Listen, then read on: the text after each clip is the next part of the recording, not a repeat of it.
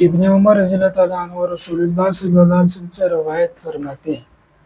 کہ آپ صلی اللہ علیہ وسلم نے ایک بار فرمایا، اے عورتوں کی جماعت، تم خاص طور پر صدقہ دیا کرو اور زیادہ استغفار کیا کرو، کیونکہ دوزخیوں میں زیادہ تعداد میں نے عورتوں کی دیکھی ہے۔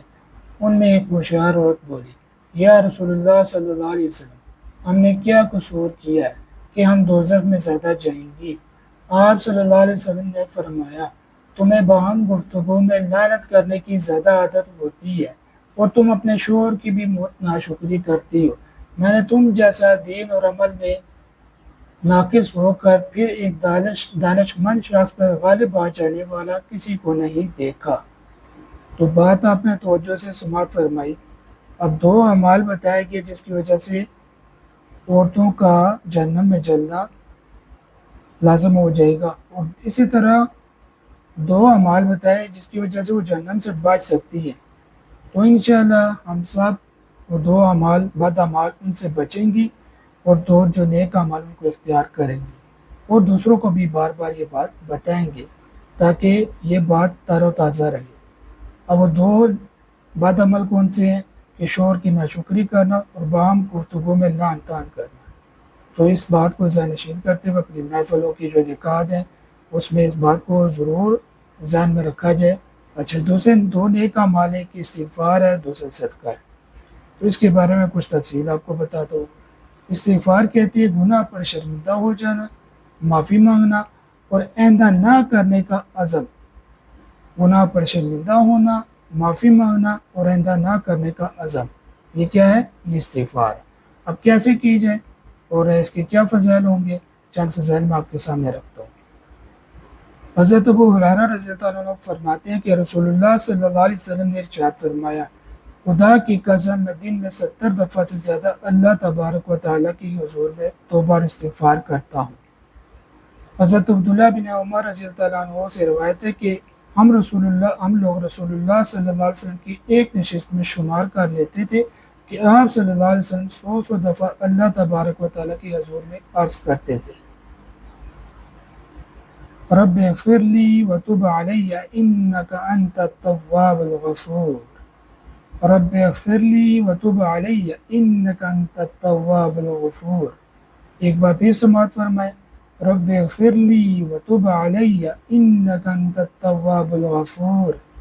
حضرت انس رضی اللہ عنہ فرماتے ہیں کہ رسول اللہ صلی اللہ علیہ وسلم کا ارشاد گرامی ہے کہ ہر آدمی خطا کار ہے، کوئی ایسا نہیں ہے جسے کبھی کوئی خطا یا لغزش سرزد نہ ہو، اور خطا کاروں میں بہت اچھے وہ ہیں جو خطا اور خود قصور کے بعد مخلصانہ توبہ کرے اور اللہ تبارک و تعالیٰ کی طرف رجوع ہو جائیں۔ حضرت ابوبکر صدیق رضی اللہ تعالیٰ عنہ فرماتے ہیں کہ رسول اللہ صلی اللہ علیہ وسلم نے ارشاد فرمایا، جو بندہ گناہ کر کے استغفار کرے، یعنی سچے دل سے اللہ تبارک و تعالیٰ سے معافی مانگے، پھر وہ اگر دن میں 70 دفعہ بھی وہی گناہ کرے تو اللہ تبارک و تعالیٰ کے نزدیک وہ گناہ پر اصرار کرنے والوں میں نہیں ہے۔ حضرت زید رضی اللہ عنہ سے روایت ہے کہ رسول اللہ صلی اللہ علیہ وسلم نے ارشاد فرمایا کہ جس بندے نے ان الفاظ کے ساتھ اللہ تبارک و تعالیٰ کے حضور میں توبہ اور استغفار کیا تو وہ بندہ ضرور بخش دیا جائے گا، اگرچہ اس نے میدان جنگ سے بھاگنے کا گناہ کیا ہو۔ وہ یہ ہیں، استغفر اللہ الذی لا الہ الا هو الحی القیوم واتوب الیہ، استغفر اللہ الذی لا الہ الا هو الحی القیوم واتوب الیہ۔ آخری مرتبہ پھر سماعت فرمائے، استغفر اللہ الذی لا الہ الا هو الحی القیوم واتوب الیہ۔ اب جو شخص استغفار کو لازم پکڑے گا تو اللہ تبارک و تعالیٰ اس کے لیے تنگی اور مشکل سے نکلنے اور رہائی پانے کا راستہ بھی بنا دے گا، اور اس کی ہر فکر اور ہر پریشانی کو دور کر کے کشادگی اور اطمینان عطا فرما دے گا، اور اس کو ان طریقوں سے رزق دے گا جن کا اس کو خیال اور گمان بھی نہ ہوگا۔ اب اسی طرح آپ نماز کے ذریعے صلاۃ استغفار کی نیت کرتے ہوئے اللہ تعالیٰ سے معافی مانگ سکتے ہیں، اور اسی طرح ایک سید الاستغفار ہے۔ حضرت شداد بن اوس رضی اللہ عنہ سے روایت ہے کہ رسول اللہ صلی اللہ علیہ وسلم نے فرمایا کہ سید الاستغفار یعنی سب سے اعلیٰ استغفار یہ ہے کہ بندہ اللہ تبارک و تعالیٰ کے حضور میں یوں عرض کرے، اللہم انت ربی لا الہ الا انت خلقتنی وانا عبدک وانا علی عہدک ووعدک ما استطعت وأعوذ بك من شر ما صنعت وأبوء لك بنعمتك التي علي وأبوء بذنبي فاغفر لي فإنه لا يغفر الذنوب إلا أنت۔ ترجمہ اس کا یہ ہے، اے اللہ تو میرا رب ہے، تیرے سوا کوئی معبود نہیں، تو نے مجھے پیدا فرمایا اور میں تیرا بندہ ہوں، اور تیرے عہد پر اور تیرے وعدہ پر قائم ہوں جہاں تک مجھ سے ہو سکے۔ میں نے جو گناہ کیے ان کے شر سے تیری پناہ چاہتا ہوں۔ میں تیری نعمتوں کا اقرار کرتا ہوں اور اپنے گناہوں کا بھی اقرار کرتا ہوں، لہٰذا مجھے بخش دے کیونکہ تیرے علاوہ کوئی گناہ کو نہیں بخش سکتا۔ رسول اللہ صلی اللہ علیہ وسلم نے فرمایا، جس بندے نے اخلاص اور دل کے یقین کے ساتھ ان کے کسی حصے میں اللہ تبارک و تعالیٰ کے حضور میں یہ عرض کیا، یعنی ان کلمات کے ساتھ استغفار کیا، اور اسی طرح دن رات شروع ہونے سے پہلے اس کو موت آ گئی تو بلا شبہ وہ جنت میں جائے گا، اور اسی طرح اگر کسی نے رات کے کسی حصہ میں اللہ تبارک و تعالیٰ کے حضور میں عرض کیا اور صبح ہونے سے پہلے اسی رات پہ وہ چل بسا تو بلا شبہ جنت میں جائے گا۔ اسی طرح دعائے مغفرت تمام مومنان مسلمات کے لیے بھی کی جا سکتی ہے۔ حضرت ابو درداء رضی اللہ عنہ سے روایت ہے کہ رسول اللہ صلی اللہ علیہ وسلم نے فرمایا، جو بندہ عام مومنات اور کے لیے روزانہ 25 یا 27 دفعہ اللہ تبارک و تعالیٰ سے معافی اور مغفرت کی دعا کرے گا تو اللہ تبارک و تعالیٰ کے مقبول بندوں میں سے ہو جائے گا، جن کی دعائیں قبول ہوتی ہیں اور جن کی برکت سے دنیا والوں کو رزق ملتا ہے۔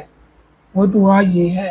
اللہم اغفر للمؤمنین والمؤمنات والمسلمین والمسلمات الاحیاء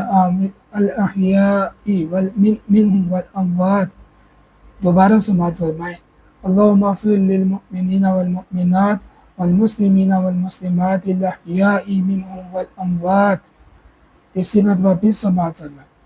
اللہم اغفر للمؤمنین والمؤمنات والمسلمین والمسلمات الاحیاء منہم والاموات۔ ترجمہ اس کا یہ ہے، اے اللہ تمام مؤمنین اور مؤمنات اور تمام مسلمین اور مسلمات کی بخشش فرما، جو ان میں سے زندہ ہوں ان کی بھی اور جو ان میں سے وفات پا گئے ہوں ان کی بھی۔ تو یہاں تک میں نے آپ کو استغفار کا طریقہ بتایا، انشاءاللہ ہم سب اس کو اپنائیں گے اور دوسروں تک اس کو پہنچائیں گے۔ اب باری ہے صدقہ کی۔ صدقہ رب کے غضب کو دور کرتا ہے اور بری موت سے نجات دیتا ہے، اور ہمارے یہاں پاک و ہند میں جو صدقہ کے بہت سے طریقے رائج ہیں، ان کا اس صدقے سے کوئی لین دین نہیں جو شریعت نے ہمیں بتائے ہیں، تو اس طرح کے طریقوں سے ہمیں بچنا چاہیے کہ اس میں وقت کا بھی ضیاع ہے، جان کا بھی ضیاع ہے اور مال کا بھی ضیاع ہے، اور فائدہ بھی اس کا نہیں ملنے والا۔ تو میں آپ کو بتاتا ہوں کہ رسول اللہ صلی اللہ علیہ وسلم نے کتنے آسان طریقے صدقہ کے ہمیں بتائے، کہ اتنے آسان طریقے ہیں، وہ ان کو ہم چھوڑ کے کیوں مشکل طریقے کی طرف جائیں۔ حضرت علی رضی اللہ تعالیٰ عنہ فرماتے ہیں کہ رسول اللہ صلی اللہ علیہ وسلم نے ارشاد فرمایا کہ خیرات کرنے میں حتی الامکان جلدی کیا کرو، کیونکہ بلا اس سے آگے بڑھنے نہیں پاتی۔ حضرت ابو ہریرہ رضی اللہ تعالیٰ عنہ سے روایت ہے کہ رسول اللہ صلی اللہ علیہ وسلم نے فرمایا کہ صدقہ سے مال میں کمی نہیں آتی بلکہ اضافہ ہوتا ہے، اور قصور معاف کر دینے سے آدمی نیچا نہیں ہوتا بلکہ اللہ تبارک و تعالیٰ اس کو سربلند کر دیتا ہے اور اس کی عزت میں اضافہ ہو جاتا ہے۔ اور جو بندہ اللہ تبارک و تعالیٰ کے لیے فروتنی اور خاکساری کا رویہ اختیار کرے گا، اللہ تبارک و تعالیٰ اس کو رفعت و بالاتری بخشے گا۔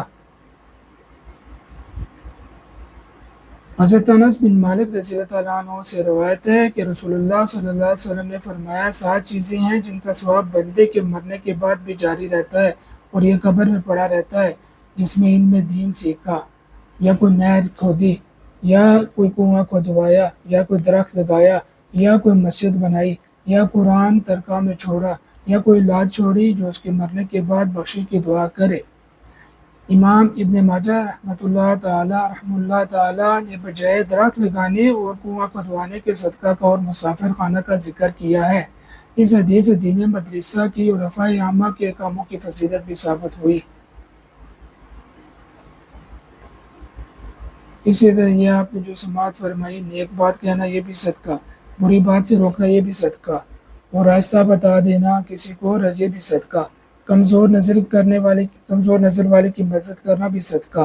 تسبیح یعنی سبحان اللہ، تکبیر یعنی اللہ اکبر، تحلیل یعنی لا الہ الا اللہ،